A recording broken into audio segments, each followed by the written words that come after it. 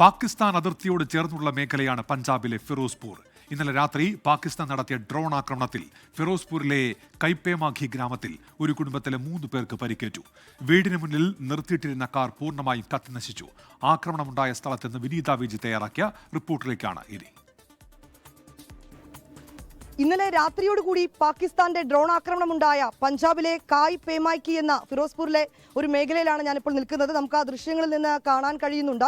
നമ്മുടെ ക്യാമറാമാൻ ജിജീന്ദ്രൻ ആ ദൃശ്യങ്ങളിലേക്ക് പോകുമ്പോൾ നമുക്ക് വളരെ വ്യക്തമായി തന്നെ കാണാൻ കഴിയുന്നത് ഈ കാറിന് മുകളിലേക്കാണ് ഡ്രോൺ വന്ന് പതിച്ചത്. ആ കാർ പൂർണ്ണമായും നശിച്ചിരിക്കുകയാണ്. അതിന്റെ എത്രത്തോളം ആ ആഘാതം, ആ ഡ്രോൺ ആക്രമണത്തിന്റെ ആഘാതം എത്രത്തോളം ഉണ്ടെന്ന ദൃശ്യങ്ങൾ വളരെ തന്നെ നമുക്ക് വ്യക്തമാക്കാൻ കഴിയുന്നുണ്ട്. ആ കാർ പൂർണ്ണമായും ഇങ്ങനെ ആ മുകൾ ഭാഗം പൂർണ്ണമായും നശിച്ചിരിക്കുകയാണ്. ഏതാണ്ട് 3 പേരാണ് ഇന്നലെ ആ ആക്രമണം ഉണ്ടായ ഘട്ടത്തിൽ ഈ വീട്ടിലുണ്ടായിരുന്നത്. ഇവർക്ക് പരിക്കേറ്റിട്ടുണ്ട്. ഇതിലൊരു സ്ത്രീ അടക്കമുണ്ട്. ഈ സ്ത്രീയുടെ നില ഒരു അല്പം ഗുരുതരമാണെന്നാണ് പറയാൻ കഴിയുന്നത്. മറുവശത്ത് നമുക്ക് കാണാൻ കഴിയുന്നത് ഇത് തന്നെയാണ്. അവർ കൃഷിയൊക്കെ ഉപജീവന മാർഗമാക്കി ജീവിക്കുന്ന ആളുകളാണ്. അവരുടെ പൂർണ്ണമായും കത്തി നശിച്ചിരിക്കുകയാണ് ആക്രമണത്തിൽ. അവർ ഈ ചാക്കുകളിലൊക്കെയായി ധാന്യങ്ങൾ അവർ സൂക്ഷിച്ചിട്ടുണ്ട്. അതൊക്കെ പൂർണ്ണമായും കത്തി നശിച്ച നിലയിലാണ്. ഗോതമ്പ് ഒക്കെയാണ് നമുക്ക് ഈ കാണാൻ കഴിയുന്നത്. ഇത് പൂർണ്ണമായും അതൊക്കെ ഇങ്ങനെ കത്തി നശിച്ചിരിക്കുകയാണ്. നമ്മൾ നേരത്തെ സൂചിപ്പിച്ചതുപോലെ ഈ ഫിറോസ്പൂർ മേഖലകളിലേക്കൊക്കെ സാധാരണക്കാരായിട്ടുള്ള കൃഷിയൊക്കെ ഉപജീവന മാർഗമാക്കി ജീവിക്കുന്ന മനുഷ്യരാണ്.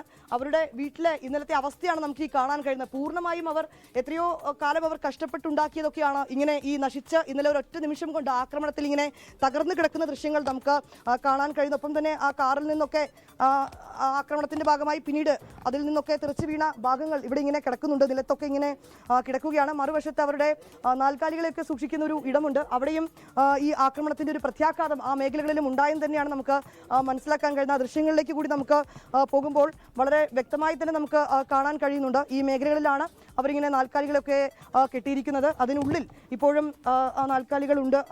അതിൽ പരിക്കേറ്റ നാൽക്കാലികളുടെ ദൃശ്യങ്ങളാണ് നമുക്ക് കാണാൻ കഴിയുന്നത്. അതിൻ്റെ ആ ചെവിയുടെ ഒരു വശത്ത് പൂർണ്ണമായും പരിക്കേറ്റിട്ടുണ്ട്. ഒപ്പം തന്നെ മുഖം ഇത്തരത്തിൽ ആക്രമണത്തിൽ പൊള്ളലേറ്റിട്ടുണ്ട്. ഒപ്പം മറ്റ് മൃഗത്തിനും മറ്റ് നാൽക്കാലിക്കും അതേ അവസ്ഥ തന്നെയാണ്. ഇപ്പോൾ ഇവർക്ക് ഒരു ചികിത്സയടക്കം നൽകുന്നതിനുള്ള സജ്ജീകരണം ഇവിടെ ഏർപ്പെടുത്തിയിട്ടുണ്ടെന്നാണ് ഈ പ്രദേശവാസികളും ഒക്കെയായി സംസാരിക്കുമ്പോൾ മനസ്സിലാക്കാൻ കഴിയുന്നത്. ഈ ആക്രമണത്തിന്റെ ഒരു ആഘാതം അത് എത്രത്തോളം വലുതാണെന്ന് കൂടി നമുക്ക് ഈ ദൃശ്യങ്ങൾ വ്യക്തമാക്കി തരുന്നത് തന്നെയാണ്. ഇന്നലെ ഏതാണ്ട് ഒരു 8 മണിയോടുകൂടിയാണ് ഈ മേഖലയിൽ പാകിസ്ഥാൻ ഡ്രോൺ തൊടുത്തുവിടുന്നത്. ഞാനിപ്പോൾ നിൽക്കുന്നത് ഏതാണ്ട് പാകിസ്ഥാന്റെ ബോർഡർ പങ്കിടുന്ന മേഖലയാണ്. ഫിറോസ്പൂരിലെ പേമാഖി എന്നാണ് ആ മേഖലയുടെ പേര്.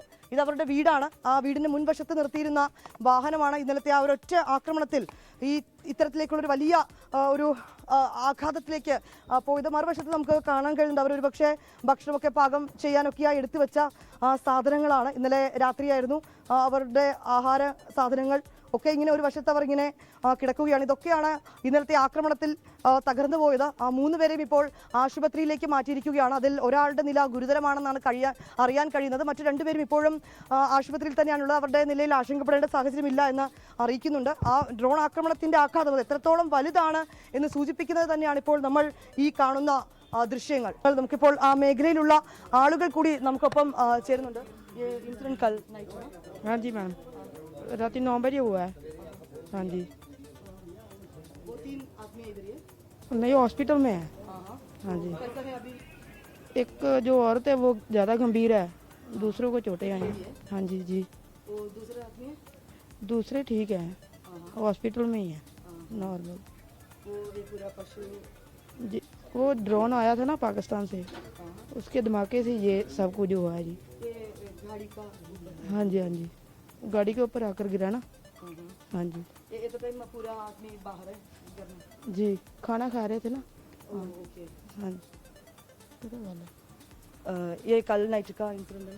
ਇਹ ਕੱਲ੍ਹ ਜੀ ਤਕਰੀਬਨ ਪੌਣੇ 9 ਜਾਂ 8:30 ਵਜੇ ਦੇ ਤਕਰੀਬਨ ਵਿਚਕਾਰ ਹੋਇਆ ਤੇ ਇੱਥੇ ਖੜੇ ਸੀਗੇ ਘਰ ਦੇ ਮੈਂਬਰ, ਚਾਚਾ ਜੀ ਔਰ ਮੇਰੇ ਚਾਚੀ ਤੇ ਬੇਟਾ ਉਹਨਾਂ ਦਾ, ਤੇ 8:30-9 ਵਜੇ ਡਰੋਨ ਉੱਪਰੋਂ ਉਹਨਾਂ ਨੂੰ ਨਜ਼ਰ ਆਇਆ ਲਾਲ ਰੰਗ ਜਿਵੇਂ ਖੱਟਾ ਜਿਹਾ ਰੰਗ ਚ ਘੁੰਮਦਾ नाइट में खाना का टाइम है पूरा.